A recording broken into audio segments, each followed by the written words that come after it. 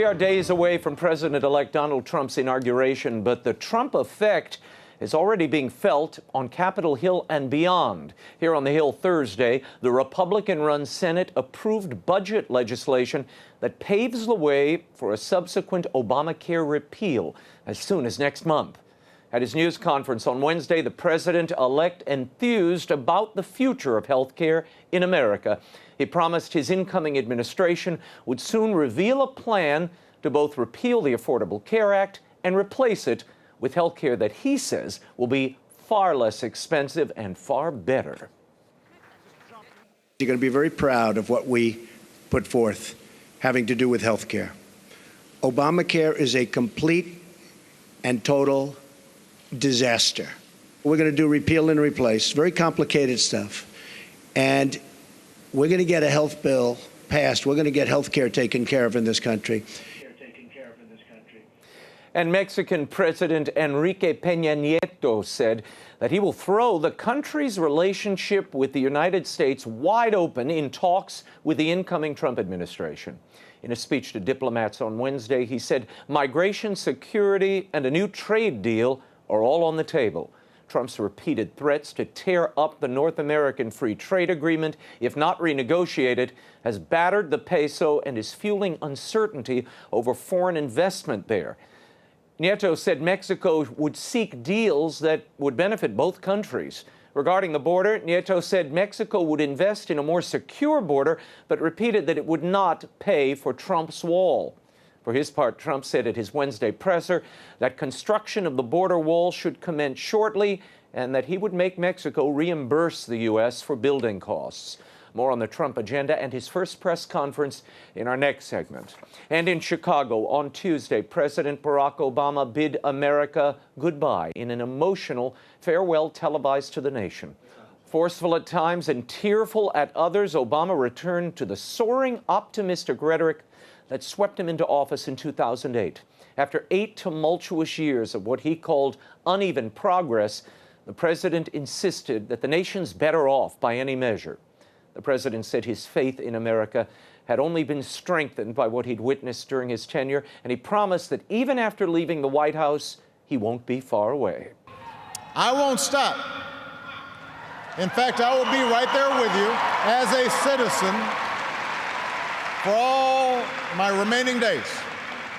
Obama is the 10th president to deliver a formal farewell address. More about the farewell speech and the Obama legacy later in the show.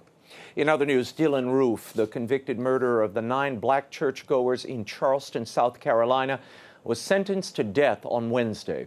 Roof was found guilty of 33 counts for the killings at Emmanuel African Methodist Episcopal Church in June of 2015. Roof, the 22-year-old self-avowed white supremacist, confessed to the murders, justifying them in a jailhouse manifesto. He further denied any psychological incapacity, called no witnesses, presented no evidence in his defense, and mostly sidelined his court-appointed lawyers. He is the first person ordered executed for a federal hate crime.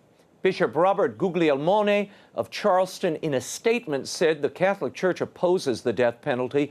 The Church believes the right to life, he said, is paramount to every other right, as it affords the opportunity for conversion, even of the hardened sinner, end quote. Though the Church has increasingly frowned on the use of the death penalty, it is still morally permissible, according to the Catechism of the Catholic Church. And the Democratic Republic of the Congo has averted a political crisis and growing civil unrest, at least for now, thanks to a deal brokered by the bishops of Congo on New Year's Eve. Allies of President Joseph Kabila and the main political opposition signed an agreement to hold presidential elections before the end of 2017. By way of background, Kabila, who became president in 2001 after his father's assassination, was constitutionally barred from seeking an additional term after his tenure expired on December 19th. However, elections were never held, and a court ruled he could stay in power until such a vote. Violence ensued. At least 42 people were killed and 140 others were injured in clashes between authorities and demonstrators last month. Congo's Conference of Catholic Bishops negotiated the deal. If it is implemented, the accord would pave the way for Congo's first democratic transition of power since its independence in 1960. Catholics make up half of the population in the Congo. And Pope Francis on Monday devoted his annual foreign policy speech to promoting peace at a time of mass migrations, economic stagnation, and violent extremism across the globe. Speaking to diplomats from 180 countries, the Pope praised several European nations for taking in migrants and refugees and criticized others for being indifferent to the crisis. He urged religious leaders to be united in reiterating that nobody can ever kill in the name of God. He said the root of such violence is often material poverty, which the Pope believes leads to spiritual poverty. Some sad news. Christians were the most persecuted religious group in the world in 2016. According to a recent report by the Center for the Study of Global Christianity, approximately 90,000 Christians were killed last year because of their faith. That's one Christian killed somewhere in the world every 6 minutes. About 70% of the deaths occurred in tribal conflict in Africa. 30% were martyred in terrorist attacks and through government persecution, including North Korea.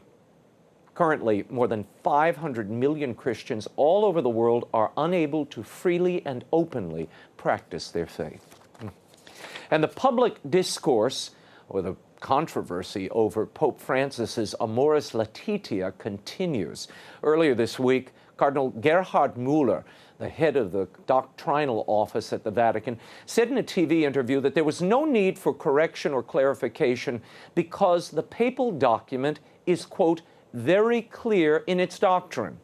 Müller went on to criticize the public release of the dubia, those 5 questions issued by 4 cardinals, including Raymond Burke. The National Catholic Reporter's Edward Penton reports that before Amoris Laetitia's publication last year, 30 cardinals wrote to Pope Francis expressing their reservations about the document. And Müller's own office, the Congregation for the Doctrine of Faith, lodged a large number of corrections of Amoris Laetitia, and not one of them was accepted.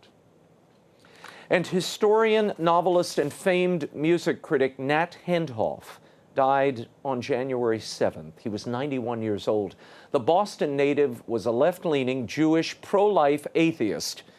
He began his career in journalism as a jazz critic, becoming a regular columnist for the Village Voice in 1958. Hendhoff was a staunch defender of civil liberties and free speech, but he parted company with his libertarian allies and their pro-choice orthodoxy starting in the 1980s. In 1986, he documented the story of several high-profile cases of babies who had been denied simple life-saving procedures and instead allowed to die of starvation and dehydration. Nat Hendhoff's son Nick announced his father's death on Twitter, saying his father died surrounded by family, listening to Billie Holiday. Nat Hendhoff, may he rest in peace. And finally, we wanted to take a moment to remember longtime EWTN personality, Father Michael Scanlon. On Saturday, Father Scanlon died at the age of 85. He was president of the Franciscan University of Steubenville in Ohio, and he's credited with remaking this regional college into a world-renowned leader in Catholic higher education. May Father Scanlon rest in peace. And Kirkus just issued a fantastic review of my soon-to-be-released book, Will Wilder, The Lost Staff of Wonders. It's the 2nd book in the series. Kirkus calls Will Wilder the perfectly flawed hero, and they commended the multi-layered plot, unusual supernatural elements, and intriguing mystery. They say the book has surprising spiritual depth with a healthy or hearty helping of monsters and miracles.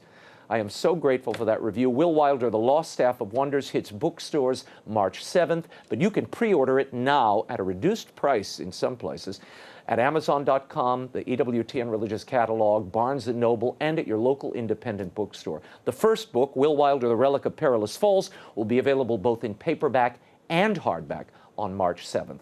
And for those of you who'd like me to visit your school or Skype with your reading group, email me at raymond@raymondarroyo.com. Write book visit in the subject line, and we'll try to arrange a meeting. The entire Kirkus Review is posted on my Facebook page.